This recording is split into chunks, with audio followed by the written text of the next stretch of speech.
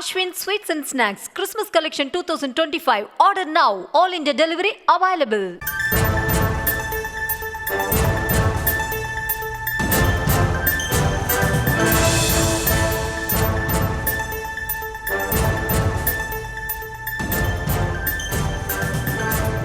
அண்மை செய்திகளை பார்த்து வருகிறோம். 2026 சட்டமன்ற தேர்தலுக்காக திமுக தேர்தல் அறிக்கை தயாரிப்பு குழு இன்று அறிவிக்கப்பட்டிருக்கிறது. இது தொடர்பான முழுமையான விவரங்களை தர இணைகிறார் எமது செய்தியாளர் பாரி கார்த்திக். அவரிடம் பேசலாம். வணக்கம் பாரி கார்த்திக், விவரங்கள்.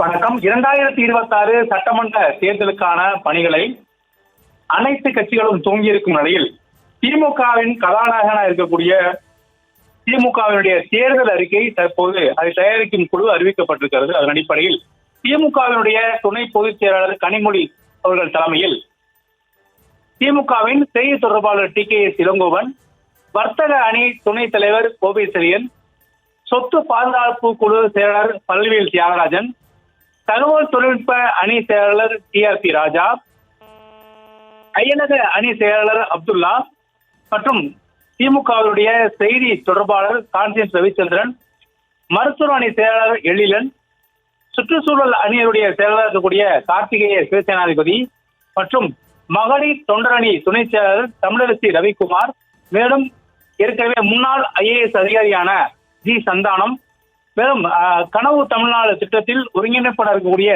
சுய சம்பந்தம் ஆகியோர் தற்போது உறுப்பினர்களாக நியமிக்கப்பட்டிருக்கிறார்கள். இவர்களெல்லாம் சேர்ந்து திமுகவினுடைய அந்த தேர்தல் வாக்குறுதிக்கான முக்கியமாக அறிக்கையை தயாரிக்க குழுவில் ஈடுபட்டிருக்கிறார்கள்.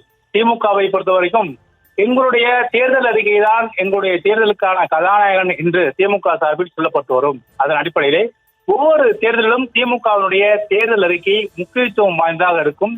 அதே போல தமிழகத்தில் இருக்கக்கூடிய பிரச்சனைகள், அதை சரி செய்யும் தங்களிடம் இருக்கக்கூடிய தீர்வு உள்ளிட்ட பல்வேறு பிரச்சனைகளை அடிப்படையாக வைத்தும் அதற்கான தீர்வுகளை மையமாக வைத்தும் தேர்தல் தயாரிப்பு குழு, அதாவது இந்த அறிக்கை தயாரிப்பு குழு தங்களுடைய தேர்தல் பணிகளை துவங்குவார்கள்.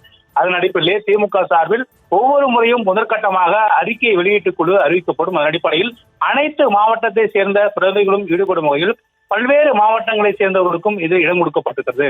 அதன் மட்டுமல்ல, திமுகவில் இருக்கக்கூடிய அணிகளின் சார்பாக பல அணிகள் திமுகவில் முன்னணி அணியாக இருக்கிறது.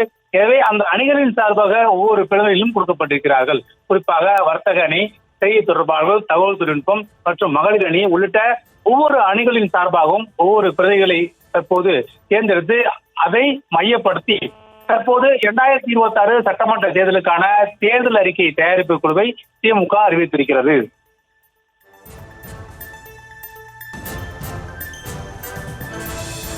விவரங்களுக்கு நன்றி பாரி கார்த்திக்.